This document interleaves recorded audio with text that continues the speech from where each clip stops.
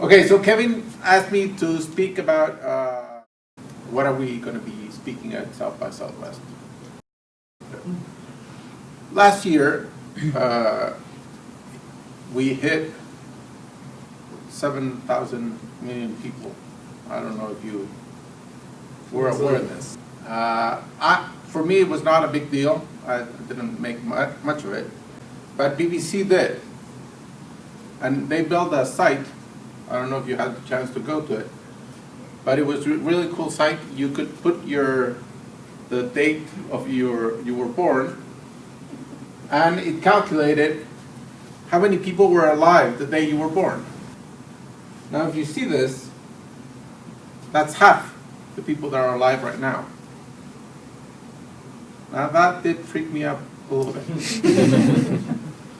So we doubled the population of the Earth since I'm alive, which is kind of harsh, but this one freaked me out a lot more. That means that about 10% of every human being that ever existed is alive right now. Now that's freaky. That gives you an idea of these are not normal times. These are very weird times. And if you look at it, the whole graphic they gave you, it's even more startling. We're in the midst of a hurricane, and it's only speeding up. So, as I look forward, I'm not sure what's coming. And since I have this wonderful little girl, the question is, what's the world going to look like when she's old, when she's my age? I have absolutely no clarity of what it might be, but I'm sure she's going to be living in the same era as me, which is something I like to call the era of personal obsoleteness, which basically means we are obsolete every 5 years, which is much better than the phones, which are obsolete every 18 months. So we're better than the phones, but we're in a tough world. It's not very clear what we're going to be doing, and I'm only certain that the obsoleteness in her time, when she's a professional, is going to be much faster, much harder. And we used to rely on good maps to know where to head from here on. Maps are completely obsolete too. Each time we try to predict the future, we end up with nice pictures of how the past would prolong itself into the future, and it just doesn't do it. So, what do we do this? I have no idea, but I do have a proposal here to say today.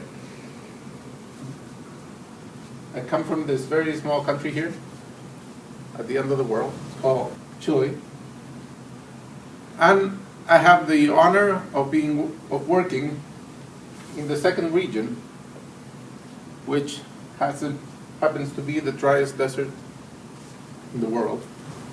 And I was commissioned to transform this region into a regional ecosystem of entrepreneurship and innovation. I think maps are not good tools right now because we don't know how it's going to look. But I do know that we can design how we would like it to look. I know that we can work to build what we would like it to look. So the question is, why would you try to build a hub of innovation and entrepreneurship in the driest desert in the world, in a little province, in a little country at the end of the world? Well, basically, because this little region produces 17% of copper in the world, and copper keeps rising its price, which means in practical terms, this newspaper clipping that you cannot understand or see. So I'll bring it closer, and in case you still cannot understand or see, I'll bring it even closer. That's the investment that's going to happen in this little region, in the end of the world, in the next 6 years. That's $28 billion. So 28 thousands of millions. I don't know if there's another place in the planet, well, maybe China, yeah.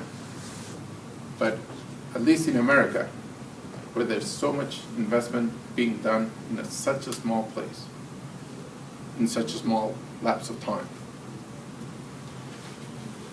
So the question is, if this is so great, what am I doing here?